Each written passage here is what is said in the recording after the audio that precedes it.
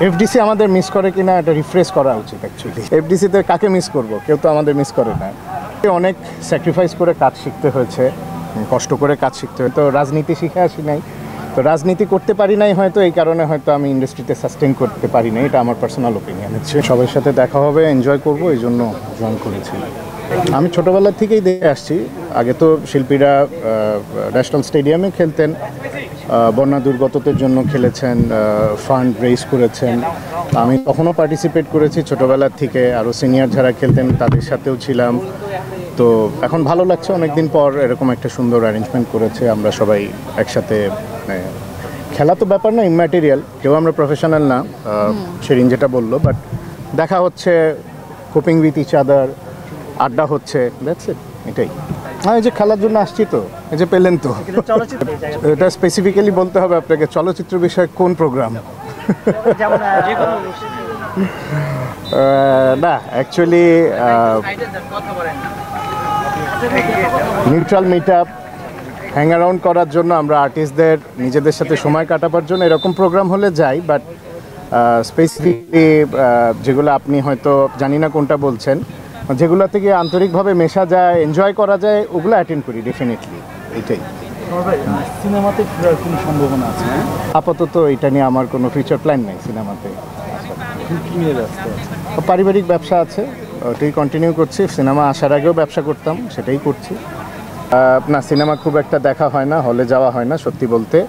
But আমি thanks জানাই এরকম মার্কেটে, এরকম একটা পজিশানে যে প্রডিউসাররা ছবি বানাচ্ছেন, যে ডিরেক্টররা এগিয়ে এসে ছবি বানাচ্ছেন, এটা অনেক দুঃসাহসিক ব্যাপার। ওদেরকে থ্যাঙ্কস দিতে হয়, ওদের সাহসের প্রেইজ করতে হয়, because they are coming forward. যে এরকম একটা লস জেনেও এসে ছবি বানাচ্ছেন, ছবি প্রেজেন্ট করছেন। আরও থ্যাঙ্কস দিতে হয় যারা অডিয়েন্সরা গিয়ে ছবি দেখছেন এখনও, যাদের জন্য বানানো হচ্ছে, এটাই তো অনেক।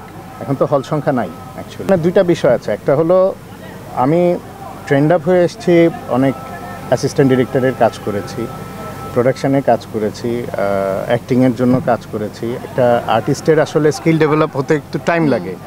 তো আমি যে টাইমে অ্যাকচুয়ালি ডেভেলপ করে একটা ম্যাচুরিটি জায়গায় এসেছি, তখন কিন্তু আমাদের দেশে সিনেমা হল অলমোস্ট বন্ধ হয়ে গেছে। আমি যখন শুরু করেছিলাম তখন 100-150 সিনেমা হল ছিল। ঈদ দেখে রিলিজ হয়নি আমাদের কোনো ছবি, স্পেশালি আমারগুলো নর্মাল টাইমে রিলিজ হতো এবং টাকা উঠিয়ে আনা সম্ভব হতো। কিছু ছবি লস হতো, কিছু ছবি লাভ হতো।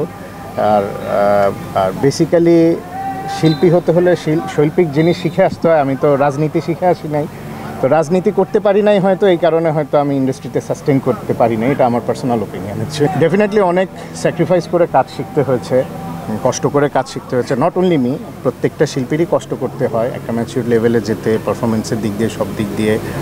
হ্যাঁ, একটা সময় গেছে আমার জীবনের, একটা প্রমিনেন্ট টাইম আমার চলে গেছে ওখানে। ডেফিনেটলি কাজের টাইম মিস করি, আমার কলিগদের মিস করি স্পেশালি। ওটা একটা ডিফারেন্ট লাইফ, এটাই আর।